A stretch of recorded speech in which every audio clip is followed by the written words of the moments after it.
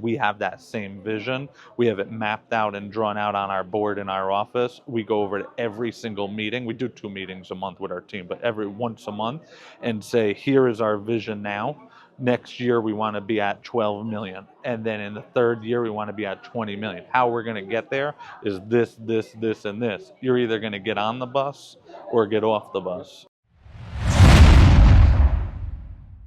Hey, welcome back to another episode of HVAC Success Secrets with Revealed. I almost messed that up, with Thaddeus and Evan. We have good conversations with good people. We are live at the New Flat Rates 2024 Business Uncensored event down in Chattanooga, Tennessee. I actually told somebody that. I'm like, hey, I'm going to Chattanooga. He's like, Chatta what? I'm like, Chattanooga, Tennessee. He didn't quite understand it. But anyways. But of course, today's episode would not be possible without our lovely sponsors. And in no particular order, we have On Purpose Media, Elite Call, Chirp, and Free to Go. Have you ever thought about outbounding your databases to fill your dispatch boards with lucrative service and sales appointments and boosting memberships too? Well, enter in Elite Call, a US-based call center that does just that. For over 20 years, their dedicated teams don't just make calls, they directly integrate appointments into your CRM and fill your dispatch board. So don't let your competition get ahead. Let Elite Call connect with your customers first. Visit elitecall.net to learn more. Well, if you ever wanted to transform your home service business with Chirp, you can, because they are the ultimate automation toolbox. It helps you capture more leads, connect instantly, and that speed to lead things big, and skyrocket your sales. It integrates directly into platforms like ServiceTitan and HouseCall Pro. It offers unlimited or automated text messages, rather. I'm sure unlimited, but you got to pay for it. So offering automated texts, emails, and even ringless voicemails. You boost your Google reviews too, and also increase customer loyalty with their proven rehash programs. Getting jobs on the board in the shoulder season, important. Schedule your demo with them today and get an exclusive 25% off your first 3 months. Visit them at chirp.com/HSSR. Enhance your online presence with On Purpose Media, your go-to home service marketing experts for everything web design, SEO, and PPC. They build stunning user-friendly websites built to convert visitors into phone calls. They'll enhance your visibility on Google with effective pay-per-click ads, minimizing wasted ad spend. Let's turn your online presence into a lead-generating powerhouse. Visit onpurposemedia.ca to start your digital transformation today. Wouldn't it be nice to know what's happening on every single call that comes into your business? Or to identify that one objection that CSRs are constantly struggling with? Enter Lace AI, your call center revenue intelligence platform. With Lace analyzes 100% of the calls that come into your business. And using AI is able to identify the revenue blockers that are happening in your call center and provide you with the tools to overcome them. This is going to give your managers so much more time back to be able to fully optimize and work with your team and your individual CSRs to fully optimize your call center and make sure you are booking as many calls as possible. So if this sounds like something that's interesting to you, go to lace.ai/demo to book your demo today. We are here with Bryan Bear from Constructive Home Solutions. He is actually rebranding. By the time this goes live, his brand will be out there. Be Kind Plumbing, Heating, Cooling, Electrical, Remodeling. One of another fabulous Dan Antonelli creation. So talking with him, I'm looking forward to the conversation. Been in business 4 years, on pace for $7.5 million this year after 4 years. He's been around, learned the labor side from a stepdad, ran a phenomenal business, I believe, outside of New York. And then his stepdad, learned the business side from his dad. Recently merged with a business partner. That could be a good one to be able to get into in a topic. And his wife also works with him in the business as well. Looking forward to those fantastic topics. So, Bryan, welcome to the show. Thank you. I'm excited to be here. Cool. So tell us a little bit about the history, how you got into it, why you got into it, and why you decided to start your own business. So we ended up going, now should I look at you guys or the camera? All right, perfect. So we ended up, I was growing up, 6 years old at the time. My stepdad was dragging me around, teaching me the plumbing end, teaching me different remodeling stuff, electrical.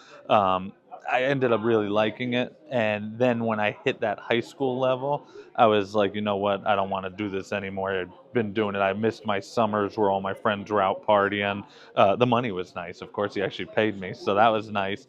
Once he ended up getting out, starting to get out of the business side, I decided to go to college for a year. So I went away for about a semester.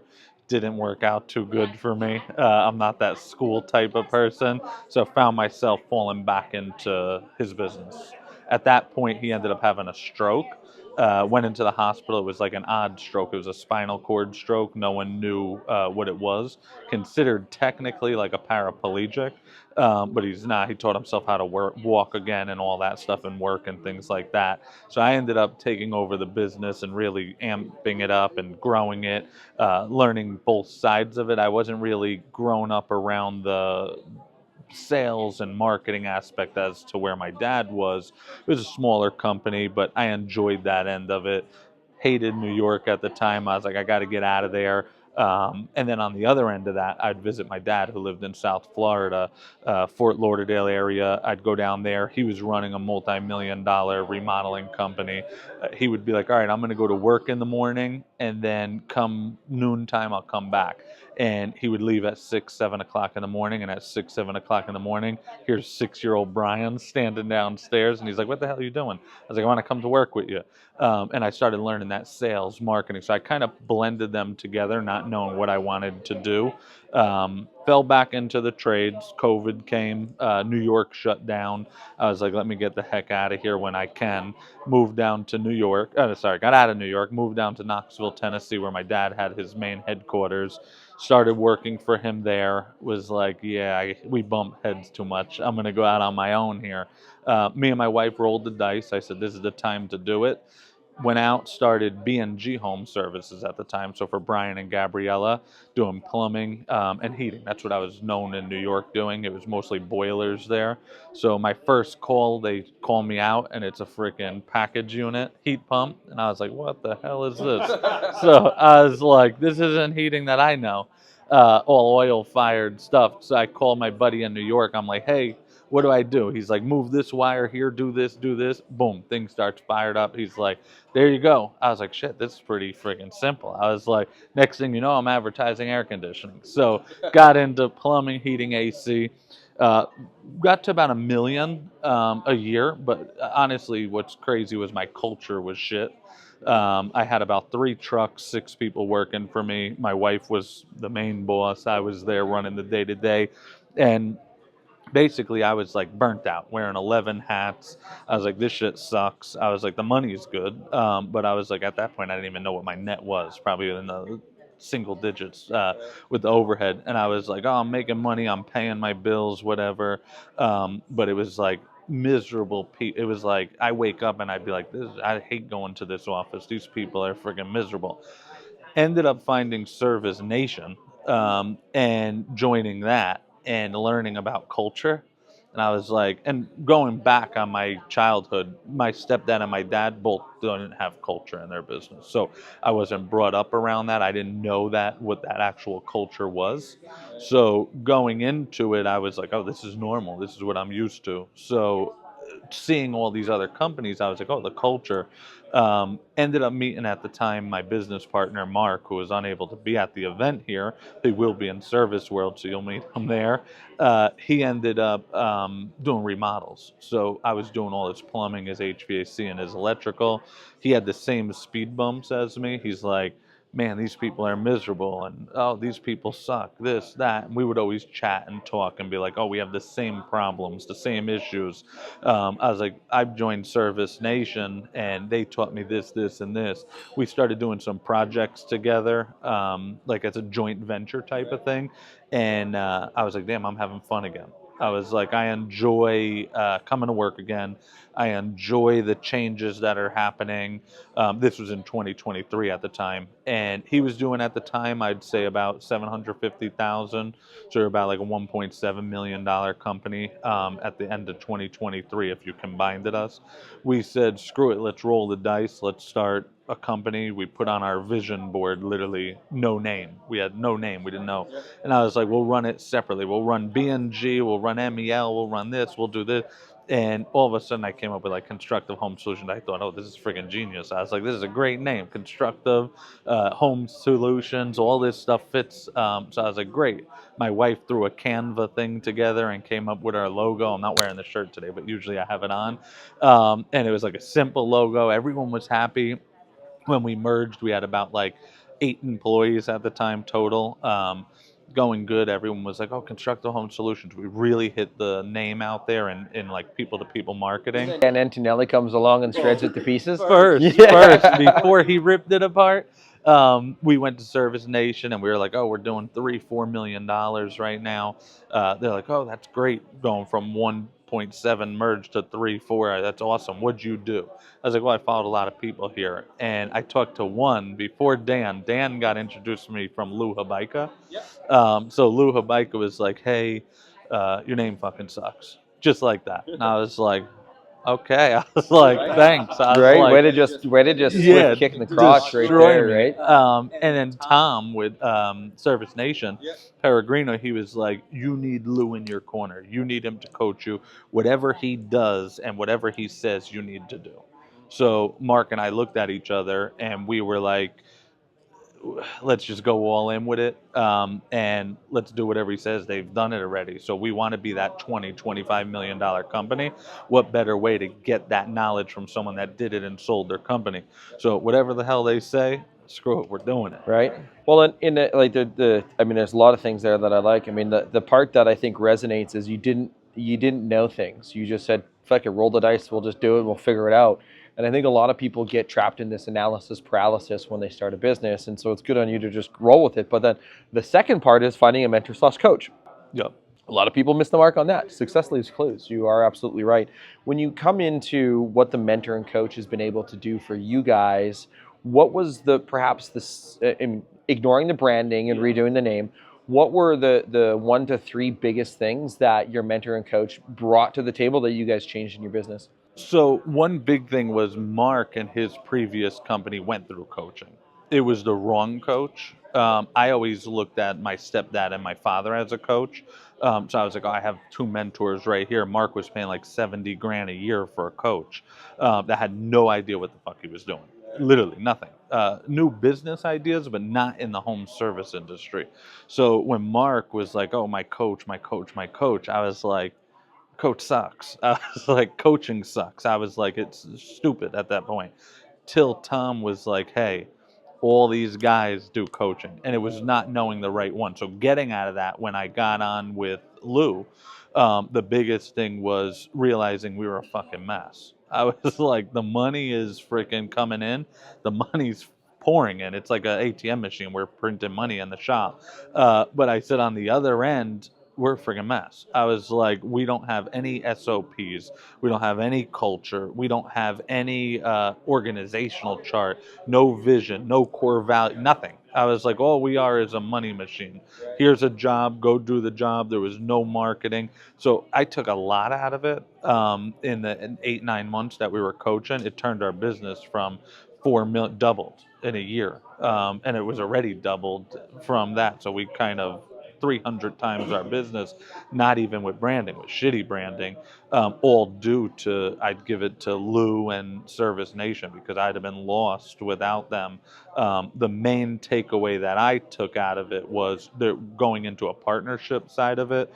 I was sitting outside enjoying a cigar in Texas with Tom, and he looked up and he was like, I was in a partnership. And he said the first one went south. And then we got him out, and I had another one. He goes, you need to read the book. And I don't read. I hate freaking reading until recently. Now I started reading. Audible, I listen to a lot. That's what I do. Yeah, Audible is easier. But this book I actually read. In the office, they were like clapping. They were like, this is the first book he's ever finished in 32 years. I said, actually, it is. But yeah, I was like, wow, I'm proud of myself. That my Still doesn't know his net, but he can read a book. So he was like, yeah. He's like, you need to read Rocket Fuel by Gino Wickman. Yeah. So, and you mentioned it to me, the traction. I read that to our whole team, but I read the first line, and now I laugh because obviously I'm the visionary of the company. But how he wrote that book, Gino Wickman, is the first sentence would hook a guy like me with ADD and freaking all over the place. It's like, oh shoot, this is good, and I read it in one weekend. And it was friggin' awesome. And then Mark read it. We would compare notes back and forth. And that really set us apart, knowing who we were in that point. And then where our coach came in was, we're going to have differences. I'm a high DI on my DISC assessment, 99D, 99I. My S and C for systems and all that are like a 10. And I don't care about people, it says on my disc assessment, unless it benefits me. My wife agrees with that. She's like, so if so if it benefits me, then I'll go for it, basically. So the whole thing is Mark is opposite. So Mark is also, his economicals very high. He's goal oriented, and the same thing with the people. But his S and C are 99, and his D and I are at 10. So we balance each other so well there. But again, he's like, oh shit, Bryan has some crazy ass ideas. I can't lure this guy back in. Let's go to Lou as the third person. Hey, Lou, Bryan came up with this crazy idea. What do you think? And we came on an agreement of whatever Lou, if we're in that situation, whatever Lou agrees with, we're going to go. So that saves the partnerships. I have tons of people ask me, how do you do it? Or what do you think is going to happen in 5 years, 6 years, 7 years? And going on a vision side, we have that same vision. We have it mapped out and drawn out on our board in our office. We go over to every single meeting. We do 2 meetings a month with our team, but every once a month, and say, here is our vision now. Next year we want to be at 12 million, and then in the third year we want to be at 20 million. How we're going to get there is this, and this. You're either going to get on the bus or get off the bus, and we're going to help you get there. You're going to make money along the way. Family's going to have fun doing it. But if you're going to we're going to be a speed bump here, you're not going to be on the bus with us. And Well, and that's such a, and I'll flip it to you after my thought here, Evan. It's just that I wrote down PPP, another 3P I talked earlier in my message about people, product, price. But there's something that you mentioned in working with the visionary integrator role or the CEO, COO role that I think a lot of people miss, and it's the 3Ps. It's provisional, promise, or plan. And so a lot of times when and I'm going to get a little bit of a soapbox rant here. A lot of times when the visionary comes up with their ideas and they send it down to the integrator, and the integrator gets mad at the visionary because they're like, this motherfucker just won't stop coming up with goddamn ideas. Like, what the and they get so frustrated. Where if there's this conversation in advance saying, okay, hey, I'm just spitballing, I'm daydreaming here, this is just simply provisional.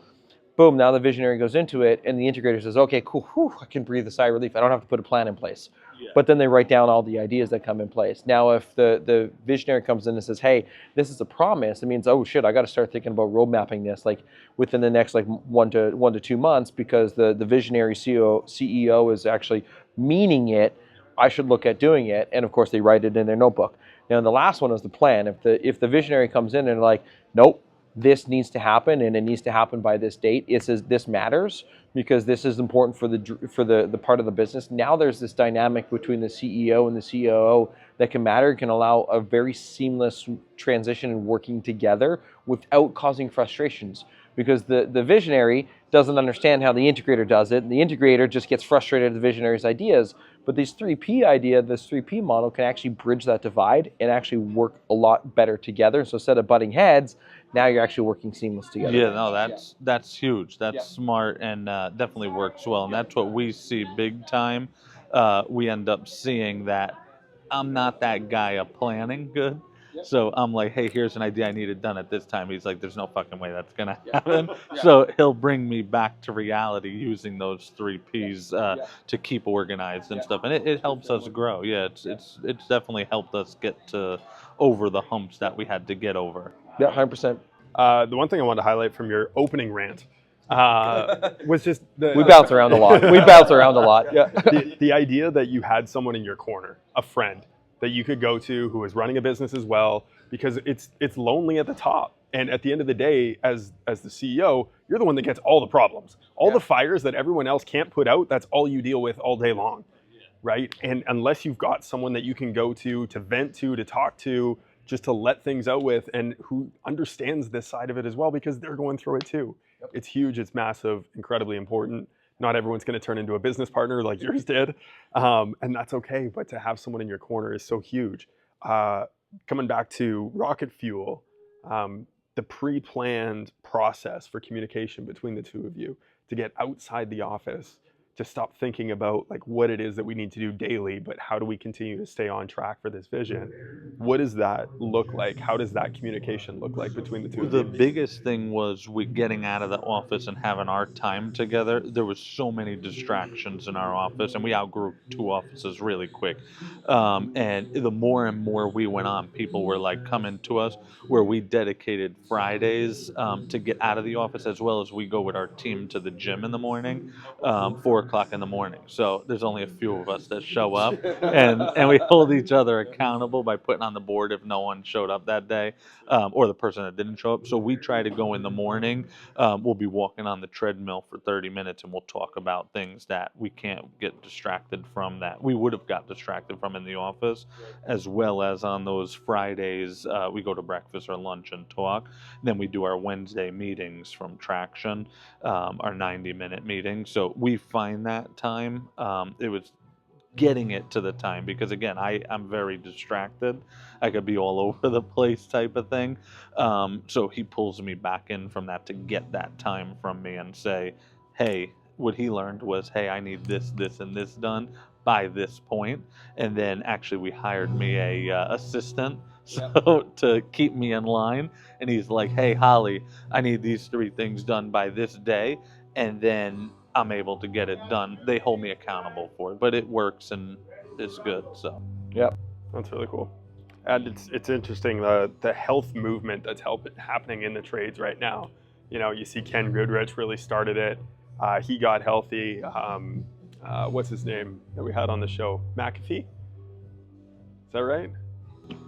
Bald guy? Yeah. He's lost 100 pounds. Wow.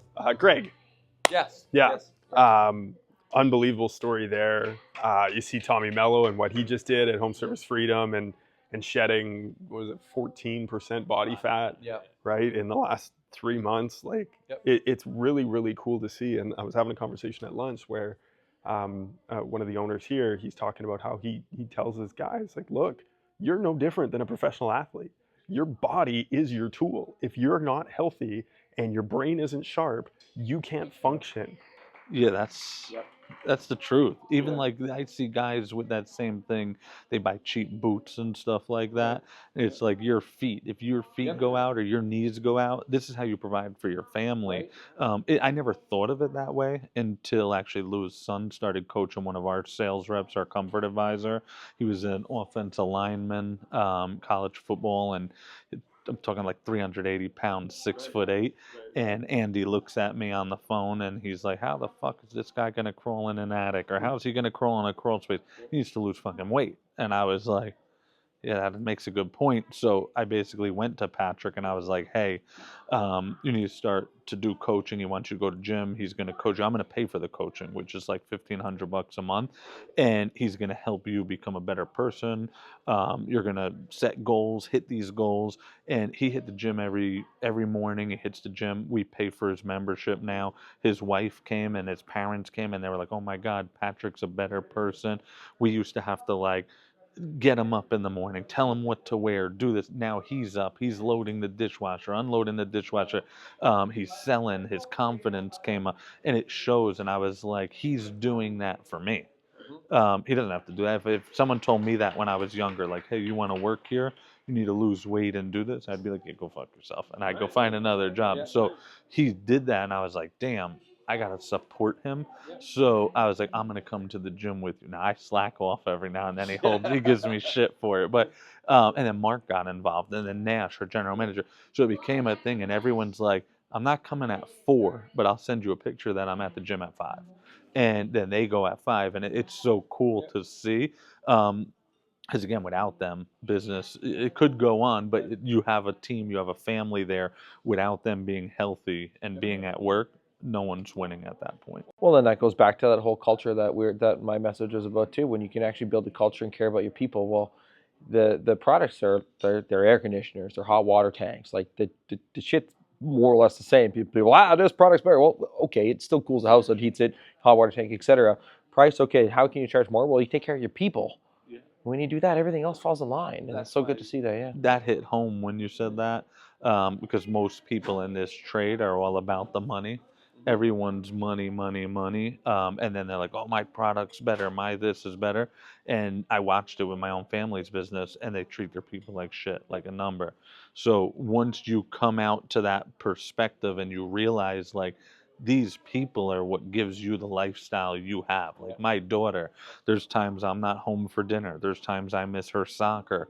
But she understands the lifestyle that she has. And she's like, oh, that's part of, at 10 years old, she realized that's part of my lifestyle that I get to enjoy. I could go to concerts and sit front row. I could go do these sporting events. My dad has sacrificed time to do this. And it's important to see, once you put your people in perspective first, now your time starts coming back, because now they're like, oh, Brian scratched my back. I'm going to scratch his, and I'm going to do this. Correct.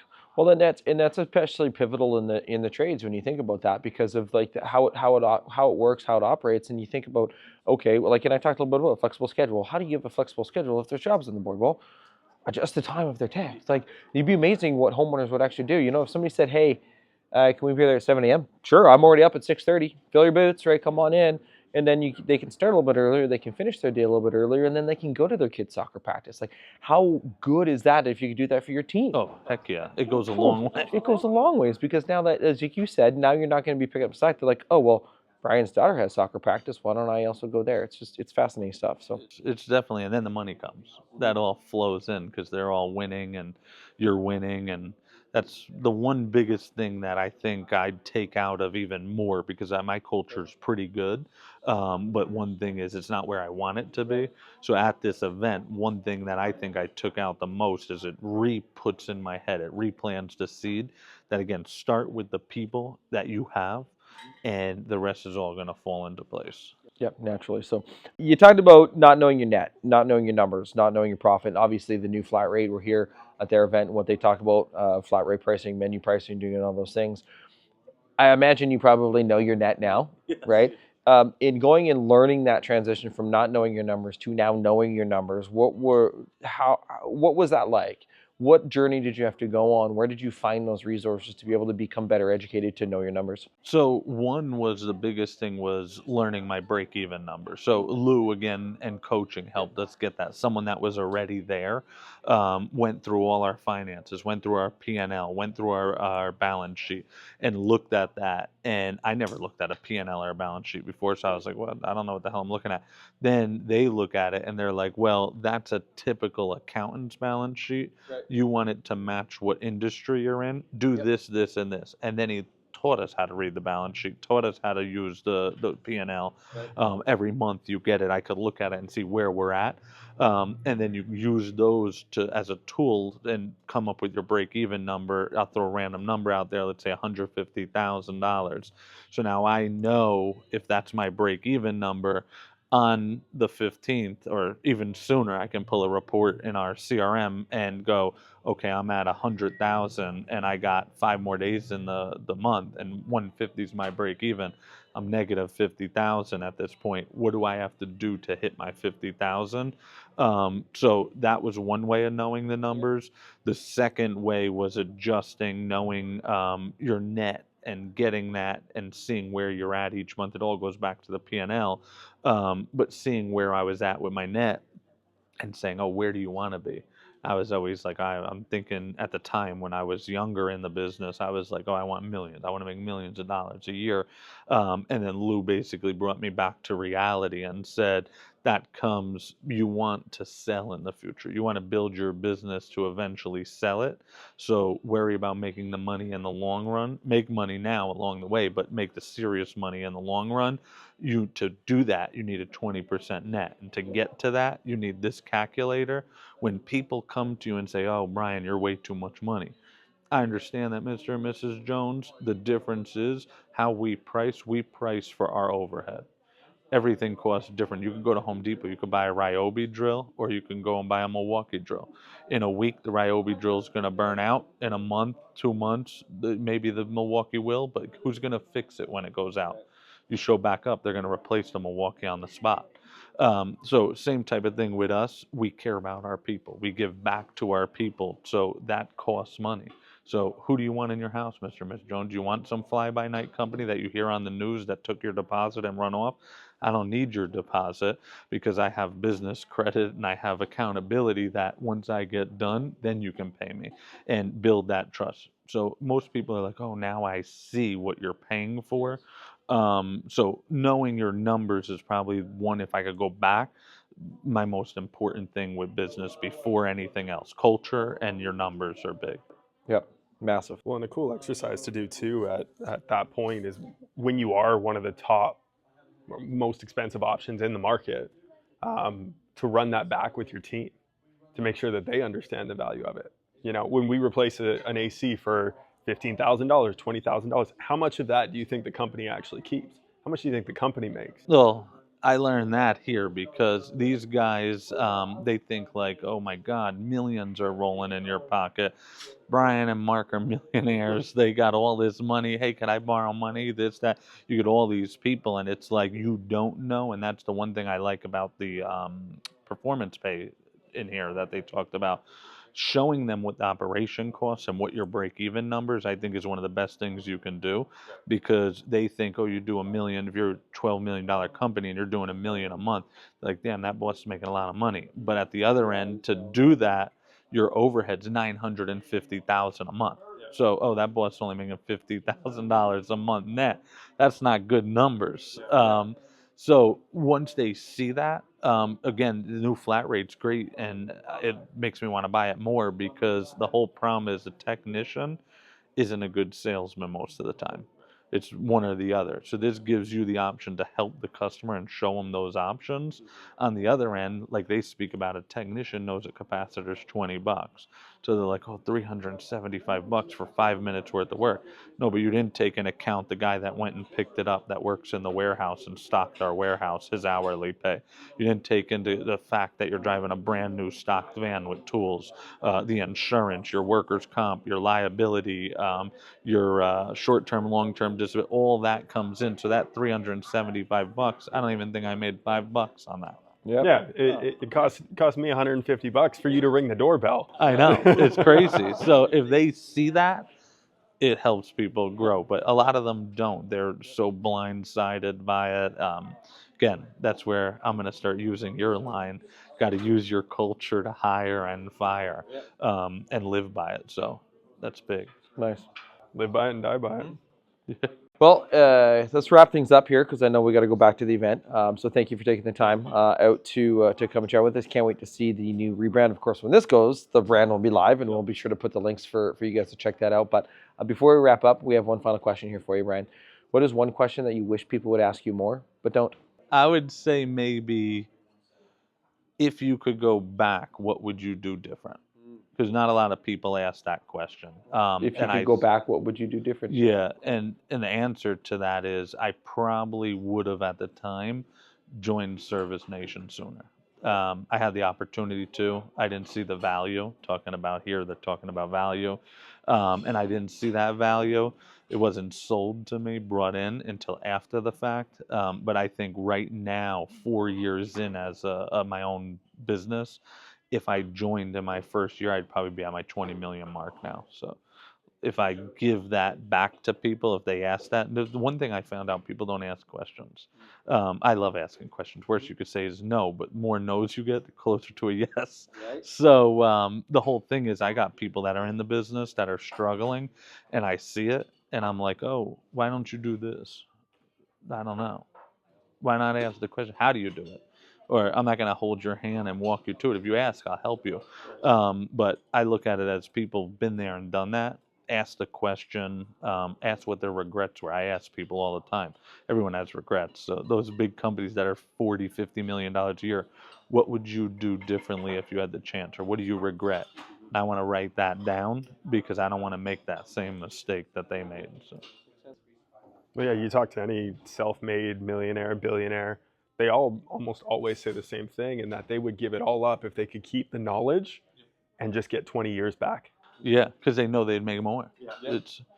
That's also I love with the whole fact of if you can take someone that's dead broke, and that's the biggest thing I teach people in our company. You could take someone that has nothing, no money, and you could take a millionaire and strip everything away from them and put them both with $1 million. And then 1 year from now, the multimillionaire is going to be a multimillionaire again, and the person that was dead broke is going to be dead broke again, not having that knowledge of everything. Well, that's why I think a lot of winners, they what was it, 7 years or right back to where they were at before they won the lotto. Like it's just crazy. Yep. So, but well, I'm sure we could keep talking on and on and on. But thank you so much for taking the time to sit and chat with us all day at the event. So, I usually suck at the wrap up, so you should probably end this. But, Until next time. cheers. Thank That you, was just guys. bro. I thought you were gonna like bring it together a little bit and have some sort of I mean, flow. at the end of the day, it's standing on the shoulders of giants, right? And that's what you're doing now and what you wish you would have done before. That's what groups like this, with Business Uncensored and attending these events, are all about. But I think where a lot of guys fall short is they don't have a direct intention and a goal of something they're trying to get out of the event, and they don't come to it with an open mind. And like you said, having that curiosity and to be open to learn and ask questions. And I'll turn this back around on you. How do you instill that in your company now, knowing that culture is something that's so important to you and you want to develop that? How do you add in that element of curiosity and allow your team to be okay with making mistakes and asking questions? It's a good thing that you bring that up, because the one thing how I throw it back on them, I blame Service Nation for everything. So I don't look like the bad guy. Sorry, Tom. Yeah, I say Tom told me to do this, or Lou told me to do this, and they're like, "Man," I was joking with Tom last night. They were like, "I was like, yeah, this guy Tommy's an asshole, man. What do you want me to say?" And he starts laughing. But then they realize it works, and they're like, "This guy Tom's a freaking genius." And I was like, "That's why I told you." So I tell them all the time, my door's wide open. There's not something that I haven't done that I'm going to put you in the situation of doing, or know someone that have been there close by. So if you have a question, I don't want you to wing it and screw it up. I'd rather you ask me the question. I'll get you the answer very quickly. But one thing I said was, because they were like, well, how do you come up with this and going with coming to these conventions? When I first went to my first convention, I was writing shit down on the Remarkable and went back like Mike Tyson swinging. I was like, we're doing this, this, this. And all these people were like, holy shit, this guy's fucking nuts. And it kind of created some bad, uncomfortable situations for people. And I was like, yeah, but you just do it. It's very easy. Do this, this, and this. But they don't learn that way. So I had to take that step back. So once they started seeing the Service Nation and the coaching and all this stuff working, they're like, oh, wow. They started asking more questions. But then I wanted to take it up one level. And I said, all these conventions, I go to 3, 4, 5 a year. I said, one, they cost money. You got to travel there. You pay and all this. And I said, anyone that hits goals, I'm going to set goals, I'll take. They were like, well, what happens if the whole company goes? I go, well, we fucking shut down for a couple days. Whole fucking company's going. And they're like, no way. So I pumped them up, and currently, might change, but we currently have 7 coming to, or 8 coming to Service World next week. So all paid. They get paid the whole week. They get their airfare paid, freaking hotel, food, everything. But I want them to see, like, this guy's fucking crazy. Where's he getting this from? And then they could see it, and then they come back pumped up. And I was like, people were like, holy shit, you're spending 25, 30 grand to bring 8 people to Orlando. Why? I was like, well, that 30 grand is going to turn into $1 million. It's gonna make it back. Yeah. Yeah, It's an investment in your people. Yeah, right? and they're going to be like, wow, they took me. I've never been to Disney. Someone was like crying. They were like, I've never been to Disney before.